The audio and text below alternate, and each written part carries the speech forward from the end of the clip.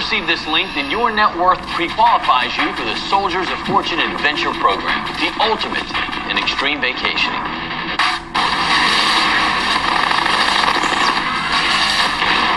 And the best part is, it's all tax deductible. Captain Craig James Mackenzie. 23 special ops. Not one soldier dead under your command. You are pimping out your revolution as some kind of tourist attraction for a bunch of millionaires, and you expect me to be your guide?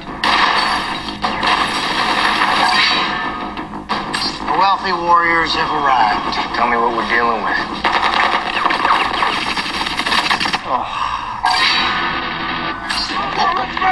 Trust we all have our own roots. Just remember I'm on a low-carb diet.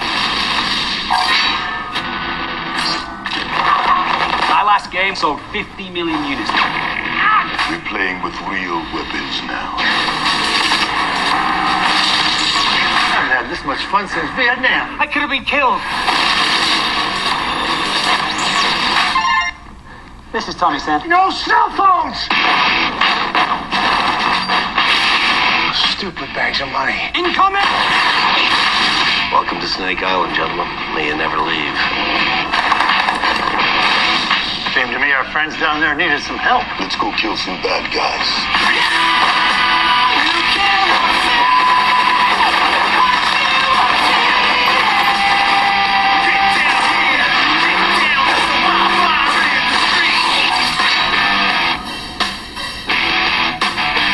On your adventure mission, you'll experience the adrenaline rush of combat in an actual war zone, but without the risk of losing your life.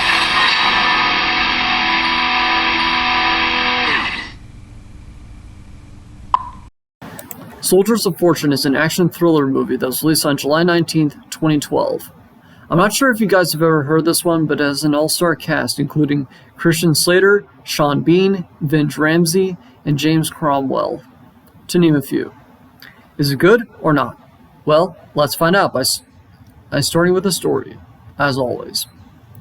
The story follows an Afghanistan war veteran, Craig Mackenzie, who reluctantly agrees to train some wealthy thrill seekers in a program called the Soldiers of Fortune program, which involves a vacation resort that simulates what it's like being in a war zone without dying and being tax deductible. This is in order to overthrow a corrupt group of army men and mercenaries from terrorizing the island. To be honest, the story is built on a pretty shaky premise that honestly is pretty difficult to make work. I'm not even sure if I can make it better. Actually, that's not true. I could make some things better, but we'll get to them. Okay, the first part I have of the story is the character of Craig. I don't fucking like him. That's a shame because I actually did like Christian Slater in Broken Arrow, but this guy, Craig, is pretty unlikable. Craig doesn't even seem to want to train these guys, and the only reason he is doing it is to help his friend pay for some fucking financial thing. I mean, it's good that he is thinking about his friend, but when he talks about all the information on the recruits, it is almost like he is insulting them, even though what most of them do isn't even all that bad.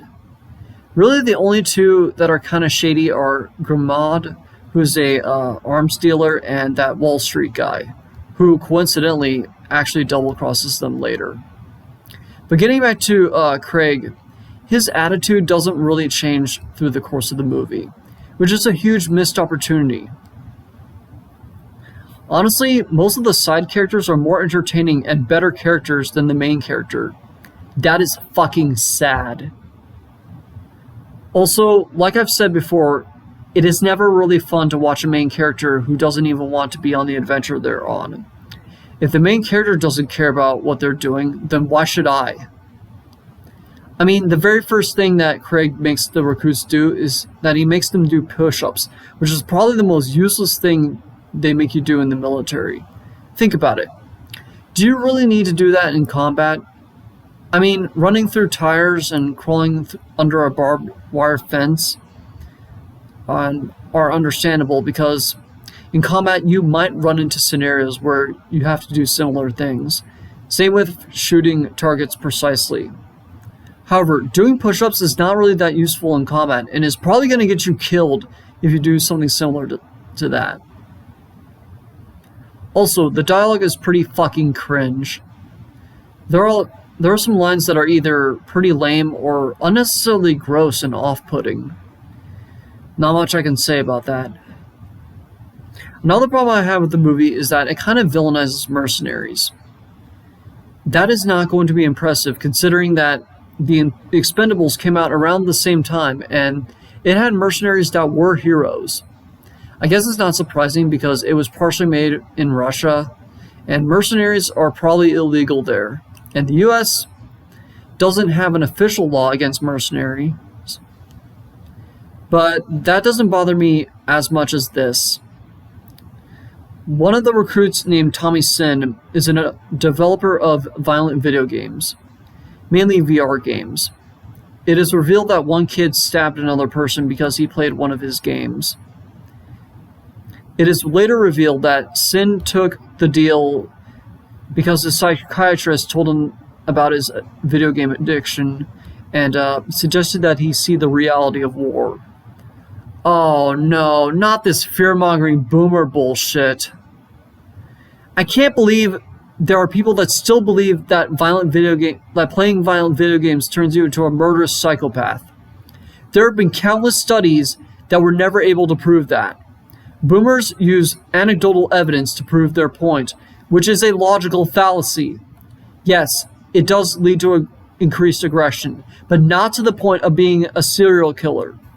Also, countries like Venezuela and Honduras have banned video games. And guess what? They have some of the highest crime rates in the world. If violent video games really turned you into a psychopath, we would have dead bodies lining the fucking street and America would be a fucking graveyard. Also, this is why I am anti-psychiatry. It is inhumane and causes more harm to patients than it helps them. Anyone who still believes this boomer bullshit anti-video game propaganda and wants to preach to me, I say this. To quote Penn Jillette, you need to shut the fuck up. Anyway, this movie also tries to make it seem like the realities of war are that innocent people get killed by armies. While yes, that does happen, that is not all that happens in war. This probably is under the mentality that reality is showing the worst aspects of life and saying that it's all like that, which is bullshit and you know it. Reality is and has always been nuanced.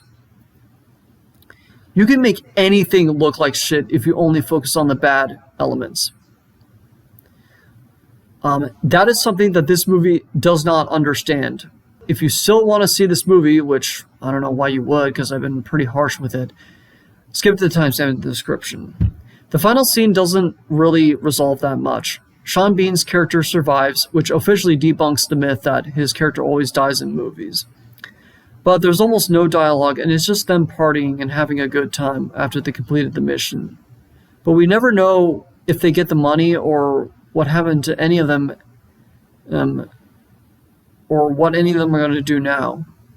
If anything, Craig failed his mission because he was supposed to keep all of the soldiers alive, and a few of them did die. How exactly is that a happy ending? Okay, I may seem like I hate this movie, but I really don't. It has some really good ideas, and the recruits are interesting, but I think the execution was just lackluster. But one thing I will say is that the action scenes are pretty goddamn good. You got plenty of guns and explosions and blood, which are pretty satisfying. They are shot and edited very well. There are no fucking weird angles or cuts that I could think of. The production values are pretty solid too. The cinematography is pretty damn good. The editing and sound are pretty good too. The music is also pretty good. The score is actually not that bad, and the end credits song is fucking awesome. Too awesome for this movie. Overall, Soldiers of Fortune is a pretty lackluster movie. I don't think it's one of the worst movies ever, like a lot of people say, but it's still not very good. The biggest problem I have with it is the story. It can't seem to decide whether it wants to be a hardcore, edgy, mercenary type movie that is unapologetically violent, or if it wants to be a critique of the appeal of violence. These things just do not fit with each other. I would honestly prefer the former. Also, the main character is pretty unlikable and does a lot of moral grandstanding, which is goddamn insulting. The dialogue is cringe a lot of the times, but the action scenes and production values are very nice. I think this movie is a case of good concept but poor execution. I give Soldiers of Fortune 2 out of 5 stars with the title of Okay But Lacks Staying Power. Anyway, I'm Spike Robot. If you like this video, you can subscribe to my channel, and I'm going to plug my Patreon and my Instagram. If you follow me on Patreon, you can get exclusive updates on my next video. And if you follow me on Instagram, you can see all the pictures I took in Venice, Italy. See you next time on the Freedom Jingos.